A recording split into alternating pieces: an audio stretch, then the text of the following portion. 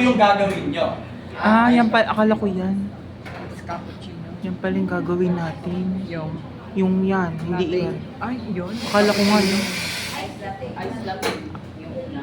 Ice latte na. So dito, kailangan nyo ng shaker. Ito, Okay, shaker. Kailangan nyo ng ice shaker. cappuccino to. So same pa rin yung amount ng milk. So dahil 16 ounces ang gamit natin, lahat ng milk natin is 120 ano. ounces. Ngayon, kung gagawin nyo for example, yung pinakamalaki, ano tawag yun? Ano ba yun? 20 ba yun? 20? Ah, be. Okay? So, gagawin nyo 6 ounces. Okay, tapos 2 shot ng espresso. Yung iba naman, 6 ounces pa rin. Alam nyo actually, yung amount ng ng medium sa large, minsan pareho lang ang formula, anong ginagawa lang, dadagdagan lang na ice. Tapos itong shaker, lalagyan nyo ng 2 to 3 pieces ng tube ice. Okay, lalagyan nyo sa. 2 to 3 pieces. Tapos ilalagay nyo yung milk.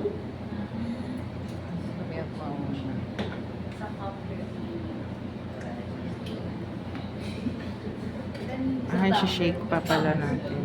So, ang gamit natin yung standard shaker. So, same lang din naman ang hawak. Okay, so ganun lang din siya. Tatakpan nyo lang to. Kasi pag hindi, tatalsin to. No? So, ang purpose nito para ma-form yung milk.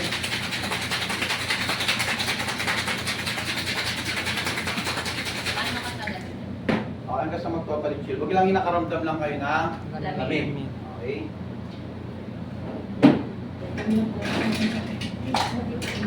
So, nag-add lang ako ng 2 pieces. Okay, kasi meron na itong ice. Lalagay niyo yung espresso.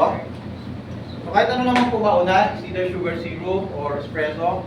Okay, kasi mag-mix naman po yan. Sugar syrup.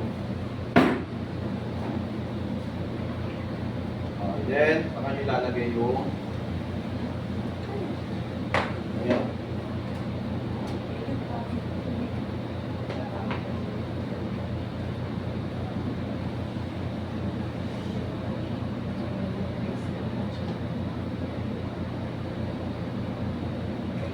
Tapos, nakalagay siya. So, ito po yung foam.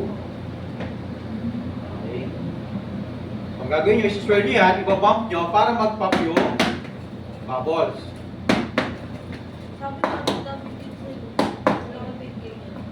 Ano? Ano?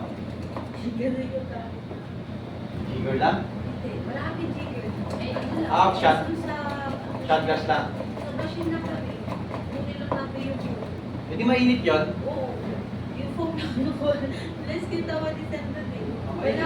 Kasi mangyari dapat, pag i-steam yung milk, tapos nilagay yung steam milk, tapos milk foam, ang tabang ng ice cappuccino nyo.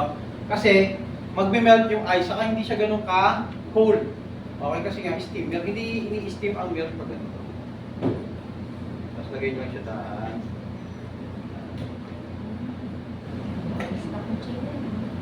Okay, so yan yung ating ice. Cappuccino. Ice cappuccino. Yan yung gagawin natin, Shake, diba? shake. So, kahit ano po ba? Alin? Yung ano lang, dapat mauna lagi lang yung espresso sa kayo Sugar, scoop. kahit Tapos syrup. hindi pwedeng kahit ano pa. Pag nauna ang foam, hindi na siya maganda. Kumbaga paano yung procedure na ginawa ko? Kumbaga doon na sa foam and milk. Thank you. So yun, nasa ng group 3.